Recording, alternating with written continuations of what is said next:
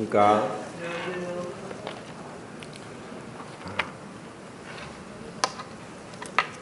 특성을 들으니까 참 마음이 상쾌해지고 또 기쁩니다. 좀 특성을 찾아하면 좋겠습니다. 지난번에는 누가복음 10장에 있는 주님의 이름으로 귀신이 항복한 것을 기뻐한 70명의 제자들이 돌아왔을 때 주님께서 사단이 하늘에서 번개같이 떨어지는 것을 보았노라 하는 그 말씀을 통해서 창세기부터 계시록까지 또 우리 이 성경에는 좀 자세히 잘 나오지 않지만 7가지 그 심판에 대해서 살펴봤습니다. 오늘은 누가복음 10장에서 전반적으로 몇 가지 이제 교훈을 보겠는데, 우선은 주님께서 그 70명의 제자들을 보내십니다. 그래서 70명의 제자를 보내신 것은 그 앞에서 12명의 제자들을 각 마을로 2명씩 짝을 지어서 전도하러 보내시고, 또 병을 고치시고 귀신을 쫓아내는 그 권능을 주시고 보내신 것과 사실 같이 70명의 제자들을 부르셨습니다. 그리고 이들에 대한 그 이름이나 또 어떠한 또 그 이후에는 자세히 기록되지 않았지만은 주님께서 이렇게 70명의 그 제자들을 부르신 것을 통해서 이 복음이 그 이스라엘 전역뿐 아니라 온 세계까지 전거되기를 원하시는 주님의 그 마음을 여기서 볼 수 있습니다. 여기서 70이라는 그 숫자에 대해서도 흥미로운데, 우선은 창세기 10장에 보면은 70 족속이 나옵니다. 그래서 그 민족을 한 70민족으로 분류하는 것을 보게 되고, 사실 창세기 10장은 지금까지 있는 다른 세계적인 어떤 고고학적인 자료들을 다 합쳐도 창세기 10장만큼 자세하고 방대하고 또 넓은 분포의 그 민족의 분포를 가르쳐주는 자료가 없다는 것은 참 놀랍습니다. 지금은 우리가 잘 모르겠지만 나중에 천국 가면은 이 모든 인류의 역사의 비밀들과 그리고 우리가 궁금해하고 알지 못했던 것들도 다 밝혀질 것이고 알게 될 것입니다. 그리고 야곱이 가나안 땅의 기근으로 인해서 요셉이 총리로 있는 애굽으로 피신할 때도 70명의 가족이 갔다고 합니다. 또 신약에는 75명인데 그것은 그 어린아이들의 수를 포함하느냐 하지 않느냐 이 차이입니다. 그리고 모세가 그 이스라엘 백성들을 출애굽을 시키고 광야에 있으면서 여러 가지 행정적인 일도 다 하면서 굉장히 이제 힘들어지게 되었습니다. 그때 하나님께서 70명의 장로를 세우시고 그들을 통해서 모세의 역할을 분담하게 하신 것을 봅니다. 그리고 이제 신약에서도 70명의 제자를 주님이 부르신 것을 볼 때 정말 주님께서 이 땅에 오신 목적은 하나님의 나라를 선포하기 위하심이고, 또 좌우를 분변치 못하고 어디서 와서 어디로 가는지도 알지 못하는 인생들에게 참된 하나님의 뜻과 계획을 보여주기 위해서 그 제자들이 파송됩니다. 그러면 이들에 대해서 성경은 잘 나오지 않지만 정말 이 70명의 제자들이 파송된 것처럼 오늘날 우리에게도 하나님의 사랑을 입고 은혜를 깨달았다면은 우리도 각자 학교와 직장으로 보냄을 받은 자라는 것을 생각할 때 참으로 그 책임이 얼마나 막중하다는 것을 생각하게 됩니다. 누가복음 10장에 보시면은 16절을 한번 같이 읽어봅시다. 시작. 너희 말을 듣는 자는 곧 나를 듣는 것이요 너희를 저버리는 자는 곧 나를 저버리는 것이요 나를 저버리는 자는 나 보낸 신이를 저버리는 것이니라. 이 말씀을 볼 때 이 70명의 파송된 제자뿐 아니라 또 지금 이 말씀을 듣고 있는 우리에게 있어서도 우리의 책임이 얼마나 엄중하고 또 얼마나 중대한 것을 생각하게 됩니다. 우리도 주님의 부름을 받고 각자 있는 그 직장과 또 믿지 않는 가족들과 그리고 학교로 보냄을 받은 자와 같습니다.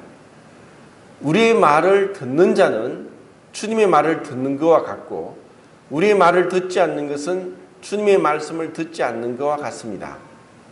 그리고 우리의 말을 듣지 않는 것은 주님을 말씀을 저버리는 것이고 또 주님을 보내신 하나님 아버지를 저버리는 것이라고 하는 것을 볼 때 얼마나 이것은 막중한지 모릅니다. 사실 주님께서 하늘의 그 하나님의 뜻을 성취하기 위해서 이 땅에 오셨고 그리고 얼마나 많은 기적과 또 말씀들을 하셨음에도 그분은 완전히 배척당했습니다.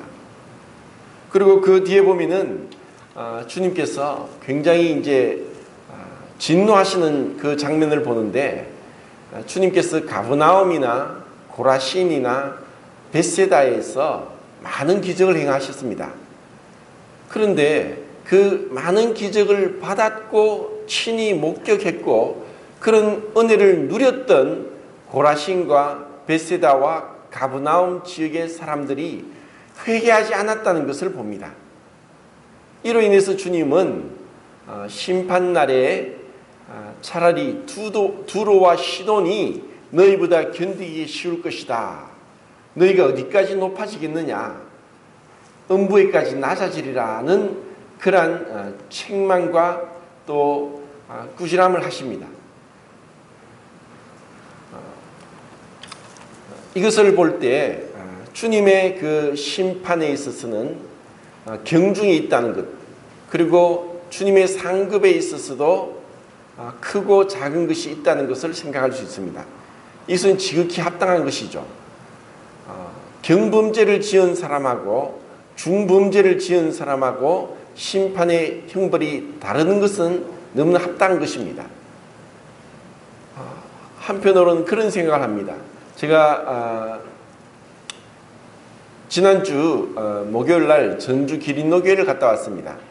호남 지역의 형님들이 벌써 몇 년 동안 북한을 위해서 기도하면서 우리 모임에서도 매달 후원을 하고 있는 한민족 선교회의 모임에 갔다 왔습니다. 그곳에서 이제 탈북하신 그 김태진 선교사의 간증을 들으면서 지금 북한의 그런 실질적인 상황과 또 탈북하고 그들이 어떻게 여러 상황 가운데 처해 있는가 또 그들을 어떻게 우리가 도울 수 있는가에 대해서 굉장히 구체적으로 자세하게 얘기를 듣게 됐습니다. 순영이 형제님과 같이 가서 들으면서 그런 생각을 했습니다. 북한 사람들이 참 너무나 불쌍하고 정말 그들에게 어떠한 그 도움을 우리가 주더라도 쌀을 주고 빵을 주고 떡을 주고 또 두유를 주고 할지라도 그것은 한계가 있다. 그래서 이제 씨앗을 주는 그러한 일도 하고 여러 가지 이제 뭐 얘기를 듣게 되었습니다. 그러면은 왜 하나님께서 지금 북한 우리의 동일한 우리의 민족, 우리의 한민족인 북한 주민들이 70년 동안 북한의 그 공산 정권 아래서 말로 할 수 없는 핍박과 또 배고픔과 그리고 자유를 잃어버리고 종교의 자유를 잃어버리고 그렇게 고통을 당하는가. 그렇게 생각할 때 우리는 정말 그들이 불쌍하고 또 우리가 그곳에 태어나지 않은 것이 감사가 되고 또 우리가 이 땅에서 자유를 누리고 이렇게 풍요롭게 사는 것에 대해서 참 하나님께 감사할 수 있지만 한편으로는 그것이 진정한 축복이고 감사일까 하는 생각을 냉정하게 하게 됩니다. 정말 우리가 누리고 있는 상대적으로 비교해서 북한 주민과 우리의 차이는 사실 엄청난 차이가 납니다. 이것은 우리가 사실 그 북한에 가서 그런 고통을 겪어보지 않더라도 너무나 명백하게 분명한 차이가 납니다. 그렇지만 하나님께서는 우리에게 어떻게 보면은 그 북한 주민들에게 더 큰 은혜를 베푸시고 있는 중이라고도 생각을 할 수 있습니다. 왜 그러냐? 그 뒤에 12장을 한번 보겠습니다. 12장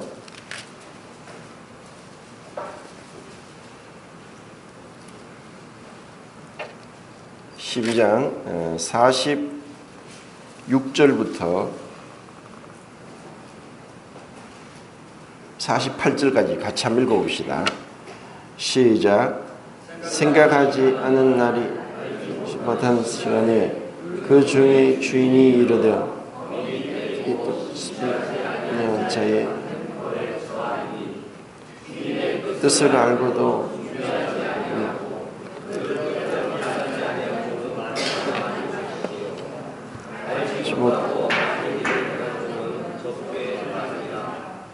물은 많이 받은 자에게는 많이 될 것이요 많이 받은 자에게는 자, 이 말씀을 보더라도 하나님의 심판은 너무너무 공정합니다.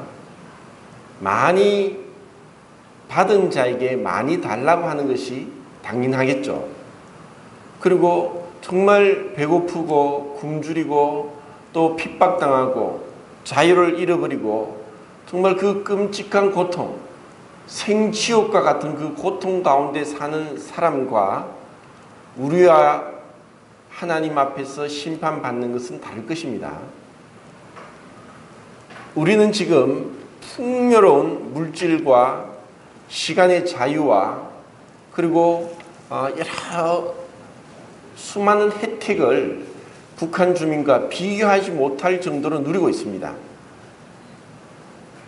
그러면 이것이 정말 이 짧은 7, 80년, 90년 사는 인생 가운데 이것이 정말 축복일까? 흔히 그런 얘기를 합니다. 말똥이 굴러도 이 땅이 낫지 저승보다 이 땅에서 말똥이 구르는 게 더 낫지 않나 이런 얘기를 하면서 어떻게 하든 이 땅에서 무엇인가를 취하고 누리는 것을 더 선호하고 그리고 이 땅에서 얼마든지 놀고 또 즐길 것을 즐기는 것이 세상 사람들의 사고방식입니다. 그들은 심판을 알지 못합니다. 한 번 죽는 것은 정하신 것이요 그 후에는 심판이 있으리니 그 말씀을 그들은 믿지 않고 깨닫지도 못합니다. 그렇지만 우리는 알고 있습니다. 그리고 방금 읽은 말씀대로 주님께서는 우리가 받은 만큼 그만큼 더 큰 책임을 물으시고 심판하실 것입니다. 물론 우리의 심판은 어떤 형벌과 또 지옥 가는 심판이 아닐지라도 하나님의 그 심판은 우리가 절대로 과소평가하거나 쉽게 생각해서는 정말 안 됩니다. 가브나움과 고라신과 베세다를 향한 주님의 그 책망은 오늘날 우리에게도 동일하게 주어집니다. 우리는 지금 이렇게 많은 성경책과 그리고 수많은 그냥 원하기만 원하면은 정말 훌륭한 설교들을 집에서 또 아니면 스마트폰으로 얼마든지 들을 수 있습니다.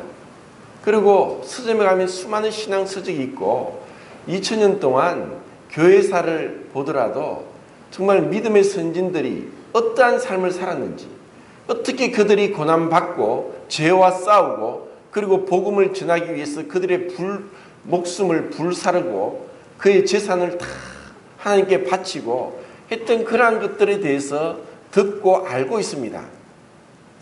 그런데도 우리에게 그런 경각심과 도전과 그리고 그들을 따르고자 하는, 그들을 뒤쫓고자 하는 그러한 마음이 없다면, 그리고 그런 마음을 뛰어넘어서 그렇게 살고자 하는 노력이 없다면 훗날 반드시 우리는 책망을 받을 것입니다. 어떻게 보면 오늘날도 제가 그런 생각합니다. 모임에 스쳐 지나간 사람들이 수많은 사람들이 있습니다. 때로는 믿는다고 고백하고 침례에도 순종하고 했지만 시간이 지나니까 다시 세상으로 돌아갔어요. 그들은 그렇게 쉽게 생각하고 또 함부로 그들은 대수롭지 않게 이 들었던 복음에 대해서 하나님 말씀에 대해서 그렇게 저버리고 떠나갈지 모르지만 차라리 전혀 복음을 듣지 못하고 알지 못하고 또 믿지 않고 세상 가운데 사는 사람보다 듣고도 행치 않는 자에게 대해서 주님께서는 더 큰 심판을 하실 것입니다. 우리가 이것을 조금이라도 정말 생각한다면 정말 두렵습니다. 우리가 듣고 있는 것, 알고 있는 것, 믿고 있는 것에 대해서 우리는 책임을 져야 될 것이고 각자 자기의 일을 하나님 앞에 직고하게 될 것입니다. 선악간에 행한 것, 엄밀하게 행한 것, 그리고 우리의 생각과 마음으로 품은 것, 또 우리가 마땅히 불쌍하고 어려운 자를 도와주지 않았던 것, 그리고 복음을 전하지 않고 또 주님의 일을 태만히 했고 주님의 일을 태만히 하는 자는 저주를 받을지어다고 또 예레미야서에 나오죠. 이렇게 한 그 모든 것들에 대해서 주님은 정확하게 그리고 세밀하게 분명하게 심판하실 것입니다.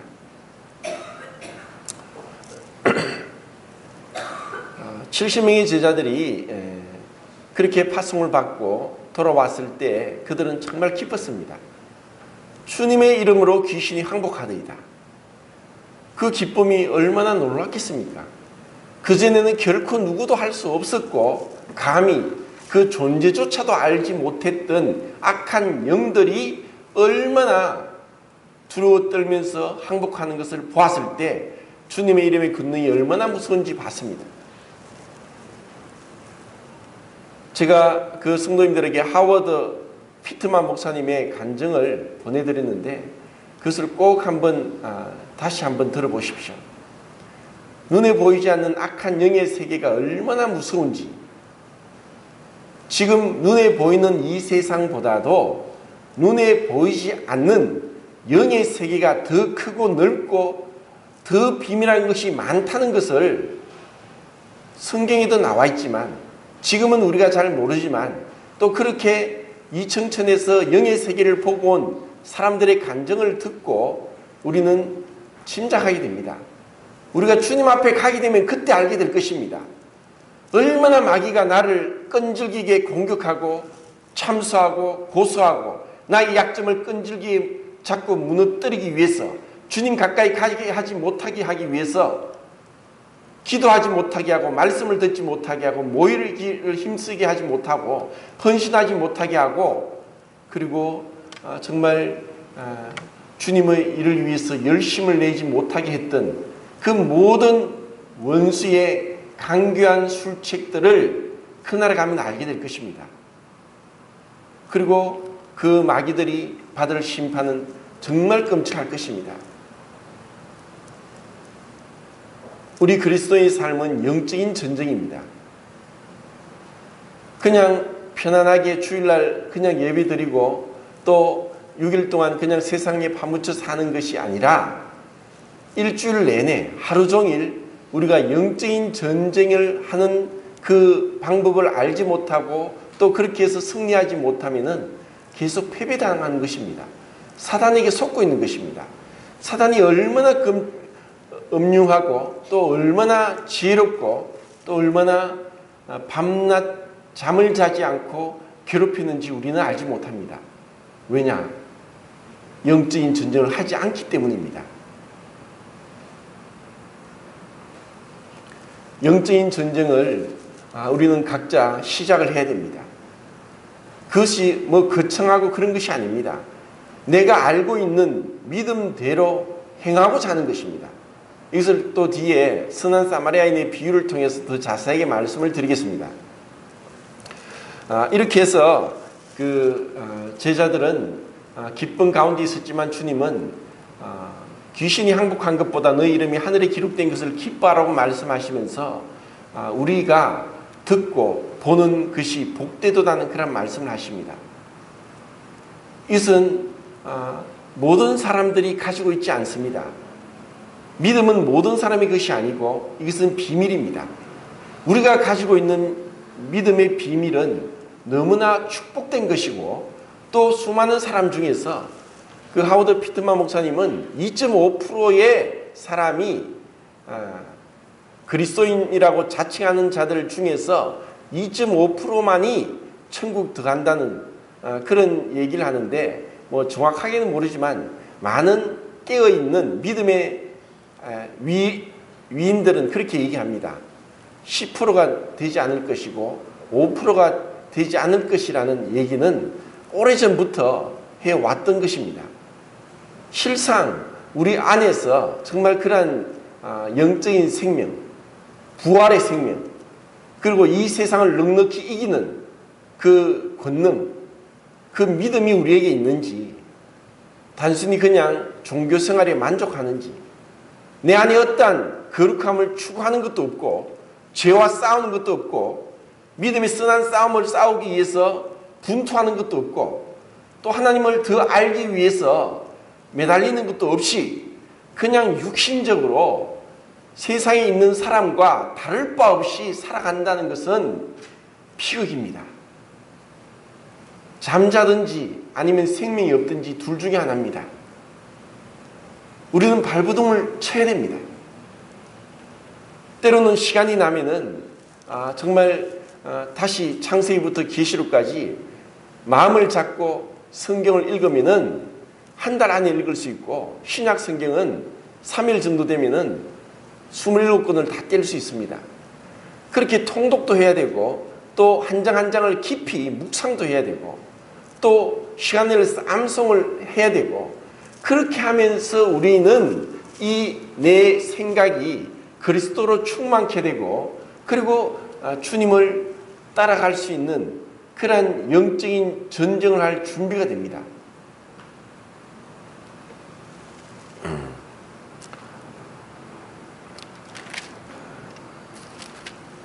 그리고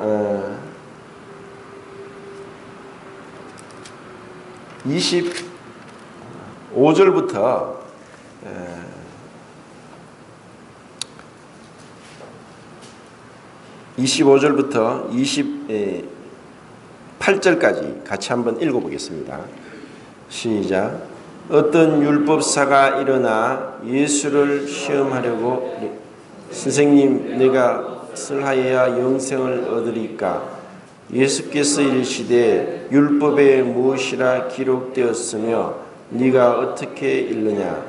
대답하여 이르되 내 마음을 다하고 목숨을 다하여 힘을 다하며 뜻을 다하여 주 너의 하나님을 사랑하고 또한 네 이웃을 네 자신같이 사랑하라 하였나이다. 예수께서 이르시되 네 대답이 옳도다.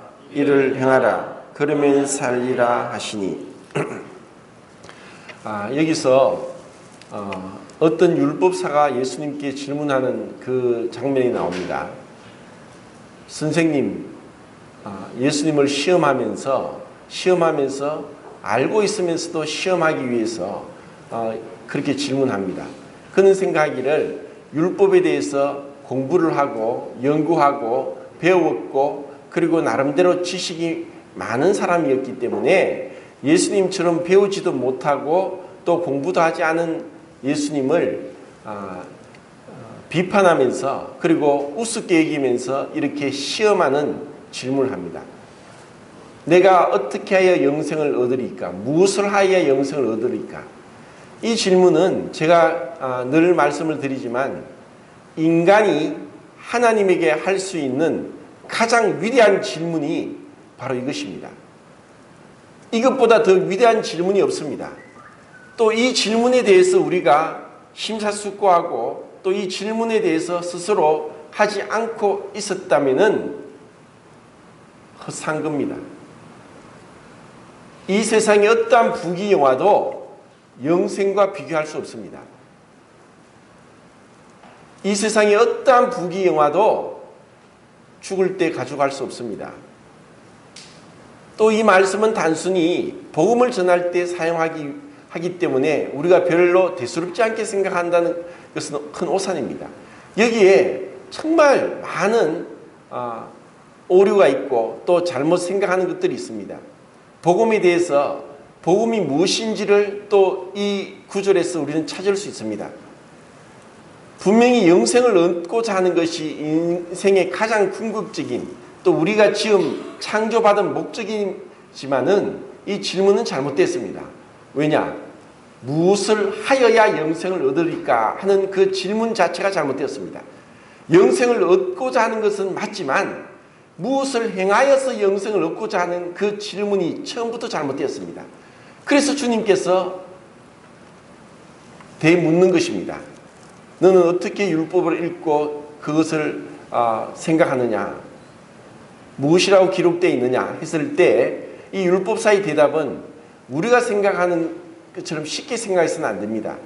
왜냐하면 구약 성경 전체 또 더 좁게는 모세오경 그리고 십계명을 통해서 이렇게 대답할 수 있었던 것은 이 율법사가 대단히 율법을 많이 연구했고 그 율법 613가지의 그 율법을 정확하게 깨고 있었다는 것을 알 수 있습니다.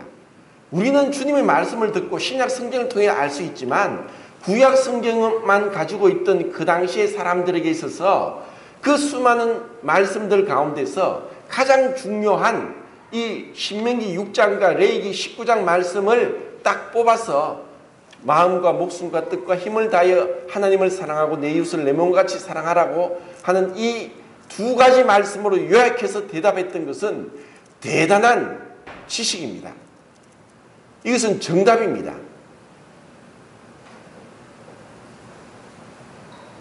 어떻게 이 율법사가 이 레위기에 있는 그 말씀을 정말 가장 중요한 이 땅의 계명이고 그리고 신명기 6장은 사실 유대인들이 경문으로서 이마에도 양피지하고 왼 팔굽에도 그것을 작게 써서 각을 만들어서 팔에다 묶고 이마에다가 딱 붙이면서 경문에 차는 것을 늘 신명기 6장 5절부터 그 말씀을 기록해 놓았습니다. 그래서 이 말씀은 모든 이스라엘 백성들이 다 알고 있다고 생각해도 과언이 아닙니다. 그런데 레위기 19장 말씀에 마치 신약 성경에서 예수님의 말씀을 듣는 것처럼 네 이웃을 네 몸과 같이 사랑하라 하는 말씀이 이 땅의 가장 중요한 계명인 것을 깨달았다는 것은 놀라운 것입니다. 그때 주님의 대답이 무엇입니까? 그래, 너도 가서 이렇게 행하라. 이것이 주님의 대답이었습니다. 그럼 이렇게 깨달은 자에게 그래, 네 말이 옳다. 이를 가서 행하라. 이 말씀을 들었을 때 율법사는 사실 정직하다면은 주님, 저는 이 말씀을 지킬 수 없습니다. 불가능한 명령입니다. 하고 정직하게 고백했을 것인데 그는 정직하지 못했습니다. 오히려 주님의 말씀을 듣고 자기의 모습을 비추는 같은 그 불꽃 같은 눈의 주님의 모습을 억지로 외면하면서 자기를 옳게 보이려고 또다시 질문을 합니다. 그러면 내 이웃이 누구입니까? 이렇게 질문한 겁니다. 그것은 이 율법사가 그 양심의 가책을 받고 정직하게 어린아이처럼 나오지 않았다는 것입니다. 주님은 그 앞에서 그렇게 말씀하십니다. 가브나움과 또 고라신과 벳세다가 주님의 기적을 행하는 것을 보고서도 회개하지 않은 것으로 인해서 주님은 오히려 하나님께 이제 감사의 기도를 합니다. 오히려 지혜롭고 슬기로운 자에게는 이것을 숨기시고 어린 아이들에게 나타내심을 감사합니다 하고 있습니다. 이것은 놀라운 하나님의 지혜입니다. 만약에 우리가 하나님을 아는데 하나님을 믿는 데 있어서 똑똑하고 능력이 있고 돈이 많고 명예가 있고 권력이 있는 자만이 하나님을 더 잘 알 수 있게 했다면 이것은 너무나 불공평하고 그것은 극소수의 사람, 사실 그런 권위를 가지고 있는 또 지식과 지혜를 가지고 있는 사람은 극소수입니다. 그럼 대부분의 사람들은 불가능합니다. 그런데 하나님께서 어떻게 자신을 나타내셨느냐? 지혜롭고 설기 있는 자에게 자신을 나타낸 것이 아니라 어린아이들에게 나타내셨다는 것입니다. 어린아이는 어떤 것을 얘기하느냐? 순전함을 얘기하고 그리고 계산하지 않고 이기적이지 않고 그리고 위선적이지 않은 솔직한 그리고 순진무구한 그러한 어린아이의 모습을 말씀하시면서 그렇게 순진하고 정직하고 계산하지 않고 이기적이지 않고 남의 말을 잘 믿어서 속을 수 있는 그러한 어린아이 같은 자들에게 하나님의 그 은혜를 부주신 것을 찬양하고 있는 것을 봅니다. 이에 반해서 율법사는 대단한 지식을 소유했고 그리고 백성들로 하여금 존경을 받았습니다. 그런데 그는 정직하지 못했습니다. 어린아이 같은 마음이 없었습니다. 양심의 가책을 받고 애써 그것을 부인했습니다. 정말 그 말씀 앞에 알고 있지만 지식은 있지만 구원받을 수 없는 것입니다. 이것이 얼마나 비극인지 모릅니다. 이것은 오늘날 그리스도인이라고 자처하는 사람들의 97.5%는 이런 율법사와 같지 않을까 하는 두려움이 있습니다. 복음은 쉽습니다. 한번 들으면 압니다. 어린아이들로 알고 또 우리 교회가 처음 시작됐을 때 93살 된 할머니가 진순이 할머니가 한글도 모르는데 복음을 계속 전하니까 듣고 믿고 구원받았고 침례를 받았습니다. 그리고 그 할머니가 돌아가실 때 자녀들을 앉혀놓고 예수님을 믿으라 하고 유언을 하고 그렇게 소천하셨습니다. 한글을 몰랐습니다. 그 진순이 할머니는 93이었습니다. 그런데 믿고 침례에 순종했습니다. 그런데 더 똑똑하고 더 젊고 더 지혜롭다고 하는 사람들이 이 율법사와 같이 알고 있지만 이 하나님의 계명이 무엇이고 가장 중요한 것이 무엇인지를 알고 있지만 구원받지 못한 것과 같은 것을 여기서 우리는 볼 수 있습니다. 율법사가 왜 알지만 구원받지 못했느냐? 그는 정작 알아야 될 것을 몰랐습니다. 그래서 주님께서 비유로 말씀하신 것이 선한 사마리아인 비유입니다.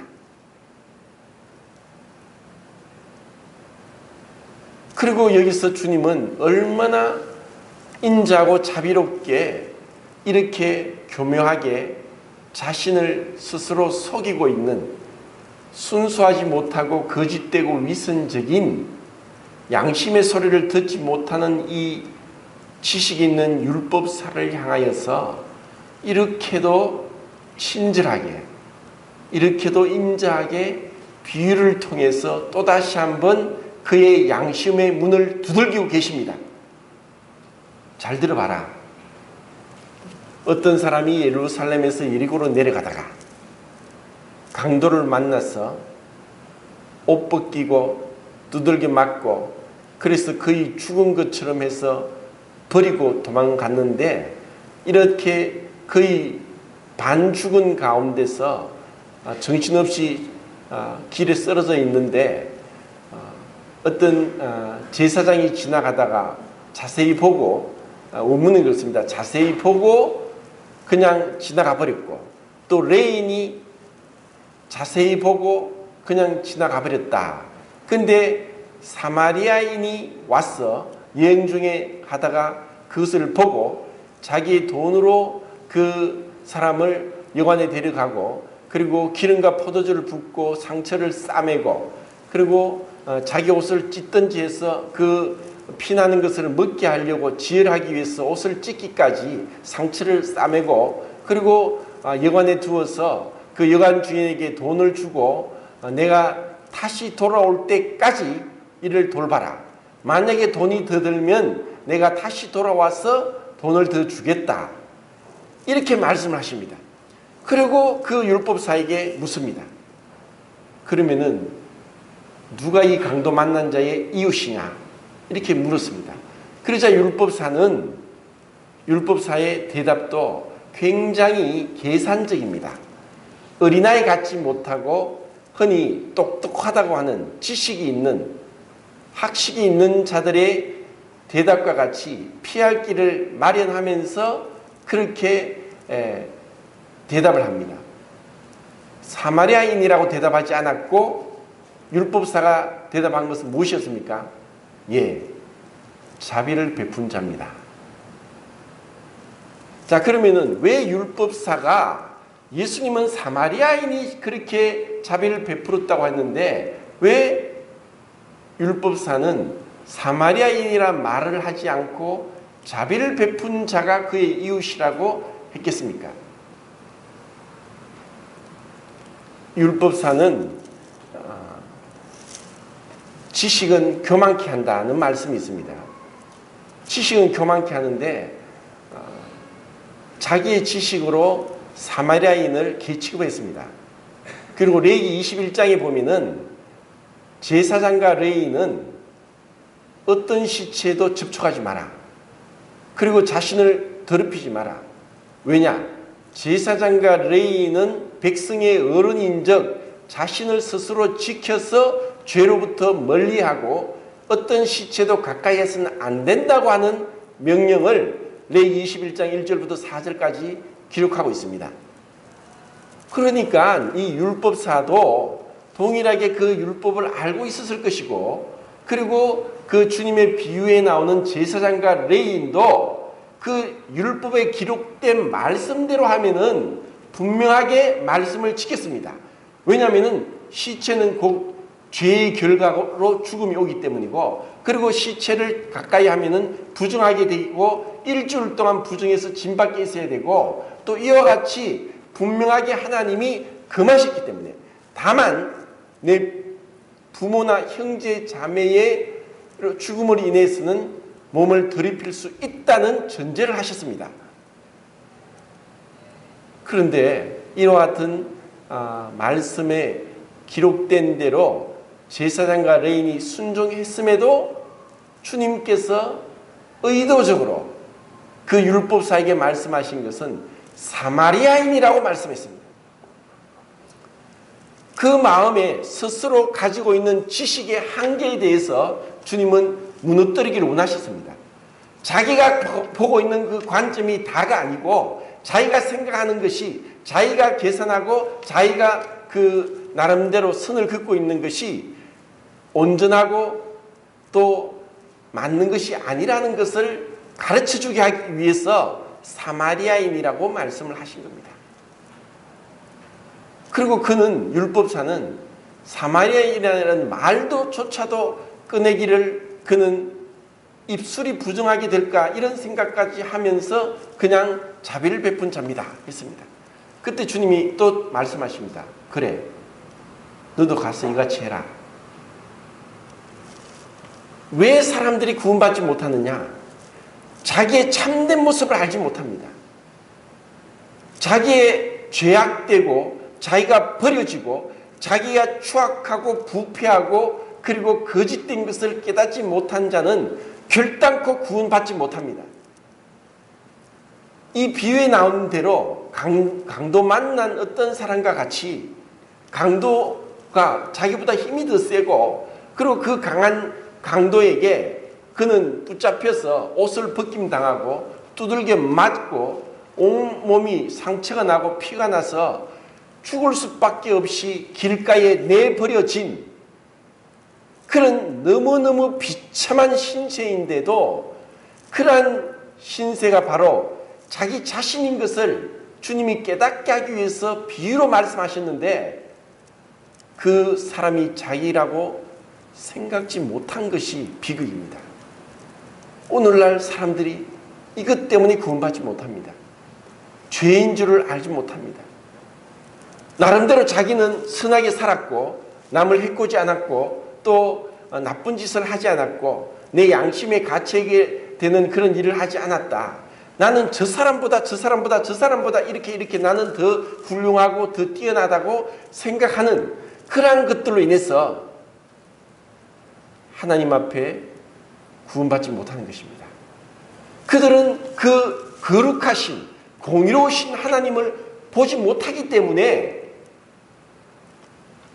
사람들 가운데서 도토리 키재기 하면서 그래도 자기가 낫다고 생각하는 교만한 가운데 고집스러운 자기 생각 때문에 구원받지 못하는 것입니다. 그리고 또 한편으로는 교회 다니는 사람들이 이 율법사와 같다는 생각을 합니다. 지식은 있습니다. 그런데 행함이 없어요. 행함이 없어요. 말은 잘합니다. 말은 잘하는데 실질적인 행함이 없어요. 그것을 야고보서에서는 죽은 믿음이라고 합니다. 영혼이 떠난 몸이 죽은 것 같이 행함이 없는 믿음은 죽은 것이다.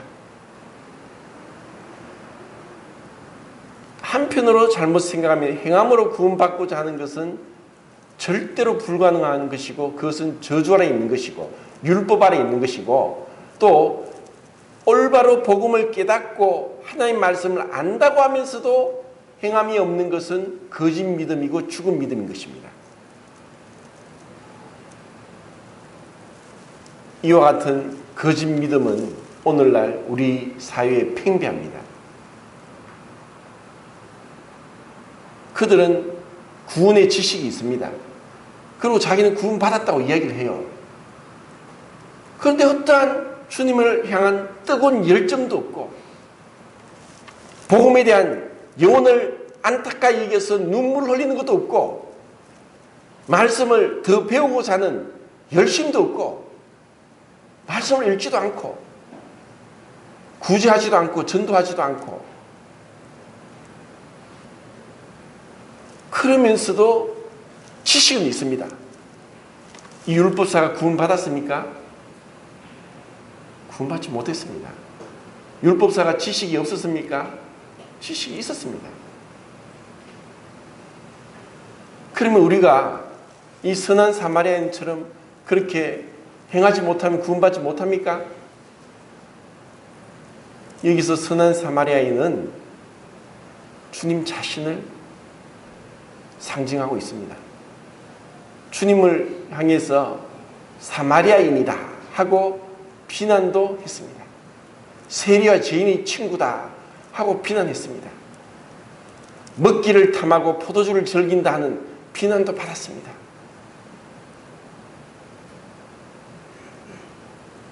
사마리아인이라고 귀신 들렸다고 하는 그런 비난도 받았습니다. 근데 정작 이 선한 사마리아인이 내가 돌아올 때까지 이 주막에서 잘 보살펴 달라. 내가 돌아와서 갚아주겠다.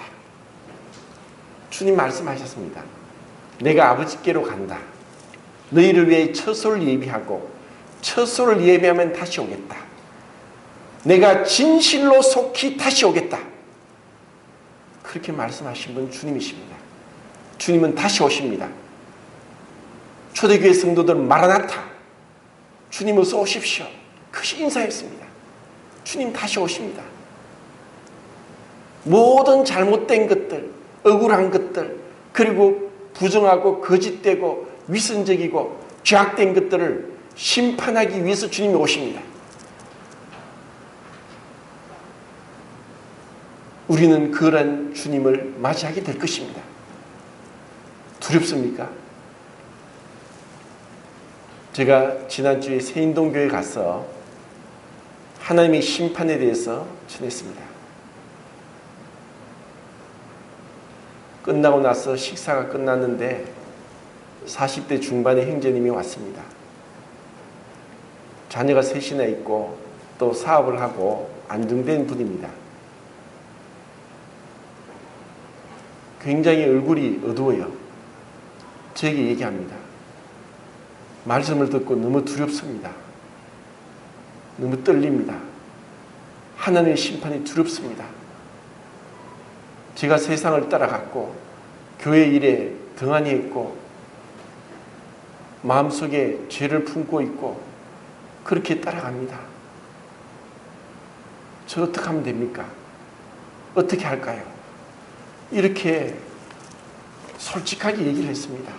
그래서 제가 말했어요. 지금 당장 죄를 버리십시오. 지금 알고 있는 그 죄를 당장 끊고 돌아서십시오. 그리고 기도하십시오. 용서를 구하고 그리고 말씀을 읽으십시오. 그리고 금식 기도라도 해서 하나님 앞에 완전히 서럽게 되십시오. 지금 돌이키지 않으면 나중에 정말 끔찍하고 부끄러운 심판대 앞에 서게 됩니다. 그렇게 교제를 했습니다. 그리고 참 고맙다고 얘기를 했습니다. 그리고 기도하고 있습니다. 우리는 매주마다 떡상을 대하면서 왜 주님이 오셨느냐? 나의 죄 때문에. 그리고 구원받았지만 구원받고 나서도 우리가 죄를 짓고 있습니다. 그것을 생각하면은 정말 우리는 주님의 그 죽으심을, 주님의 고난의 그 깊이를, 주님의 그 말할 수 없는 그 고통 가운데 있었던 그것을 생각한다면은 우리는 이 땅에서 죄를 미워해야 되고 죄를 정죄해야 되고 그리고 그 마음으로라도 생각이 잘못됐다면 돌이켜야 됩니다. 이것을 선한 사마리아인의 그 행하신 주님께서 행하신 것을 통해서 진정한 하나님 사랑과 이웃 사랑이 무엇인가를 우리는 이 교회에서 가정생활에서 배워나갑니다. 어제 류덕현 형제와 홍문영 자매가 결혼을 해서 부부가 되었습니다. 주례사를 제발 짧게 해달라고 간곡히 부탁해서 10분 만에 끝냈습니다. 1시간 정도 할 생각이었는데 사실 결혼하는 게 중요한 게 아닙니다. 그것은 사실 보이기 위한 짧은 시간에 지나가는 것입니다. 더 중요한 것은 이제 어떻게 아름다운 부부로서 사랑하고 살아가느냐. 그러기 위해서는 우리는 가르침을 받아야 됩니다. 오늘날 주례 없는 결혼식을 합니다. 신랑 신부가 서로 자기들끼리 다 합니다.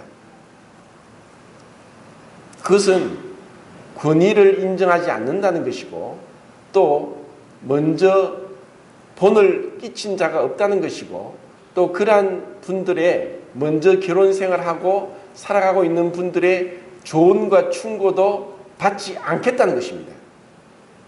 그러다가 자기 싫으면 또 헤어집니다.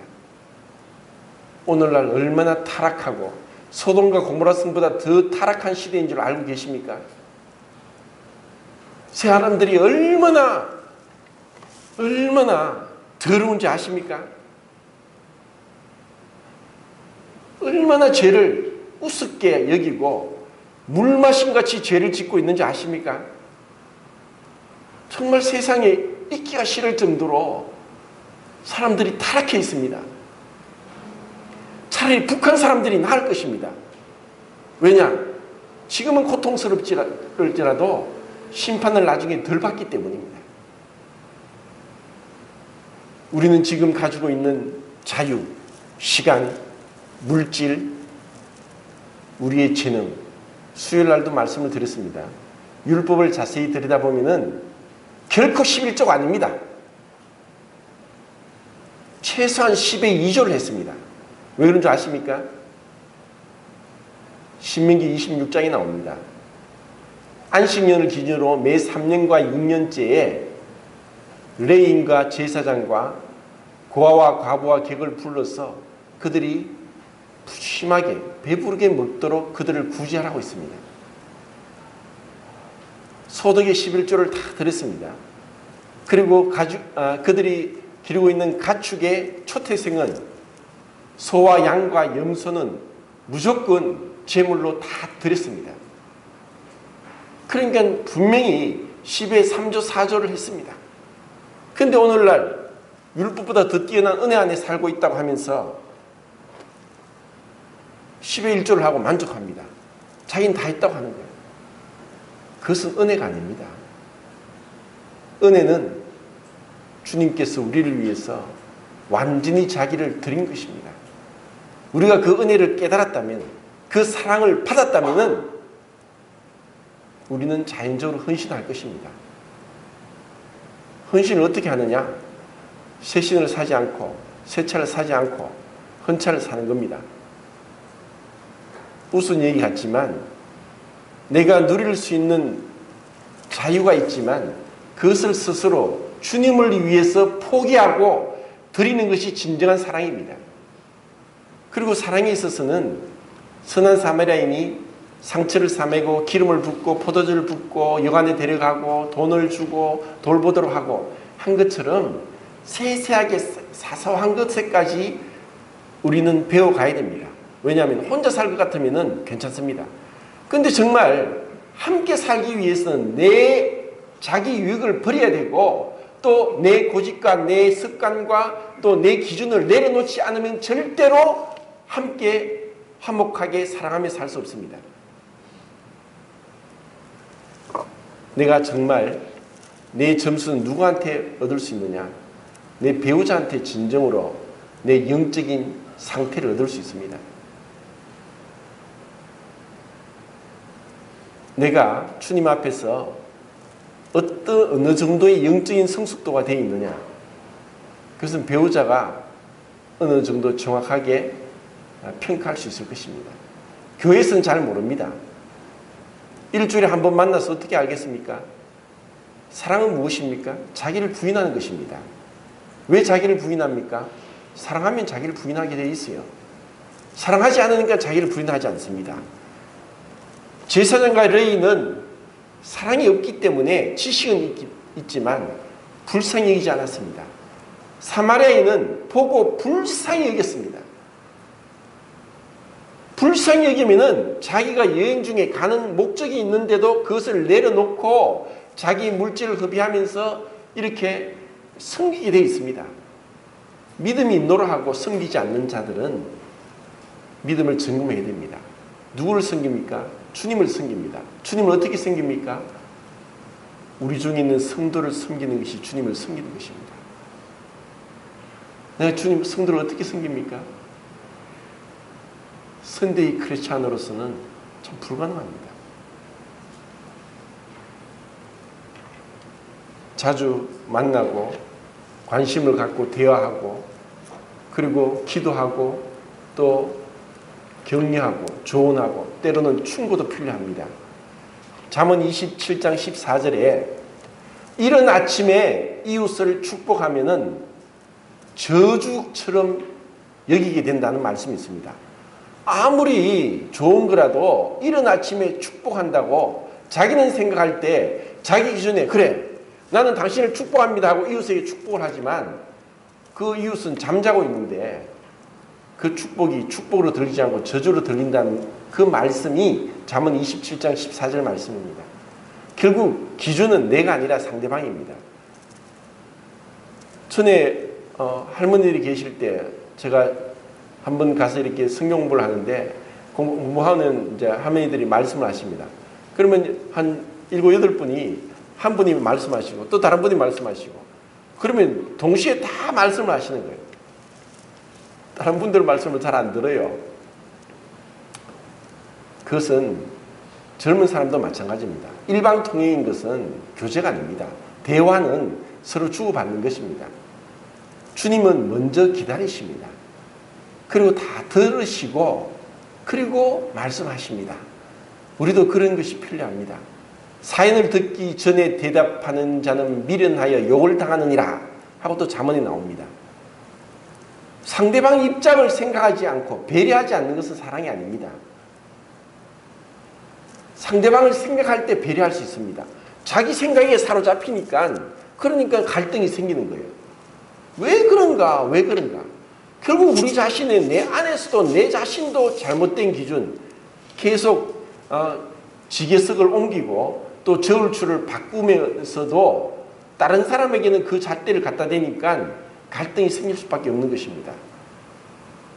우리는 사랑에 있어서 배워나가야 됩니다. 교회 안에서 규모 있게 예의 있게 자기 이유를 굳지 않고 겸손하게 온유하게 배워야 됩니다. 그리고 내가 변화되어 가야 되는 것입니다. 우리는 모두 다 변화되는 과정인데 시간이 지나도 변화되지 않는 것은 자라지 않는 것이고 영적인 전쟁을 하지 않는 것이고 또 그것은 제대로 성장하지 않는 것입니다. 똑같습니다. 우리는 그래 내가 자기를 반성해야 되고 기도하면서 주님 앞에 나가면서 내 허물을 봐야 됩니다. 그럴 때 우리는 변화되고 내가 변화되어야만 상대방이 변화됩니다. 내가 변화되어야만 진정으로 사랑을 줄 수 있습니다. 내가 사랑을 줄 때 진정으로 변화됩니다. 우리가 주님으로부터 사랑을 받았다면 다른 사람에게 정말 온유하게 그리고 그들이 필요한 것을 채워주고 그들을 섬기고 그들을 위로하고 그들을 도와주는 그러한 사랑의 삶을 살 수 있을 것입니다. 교회 안에서 그렇게 복된 사랑을 배우고 가정에서 그리고 그러한 사랑을 실천할 수 있기를 바랍니다. 감사합니다.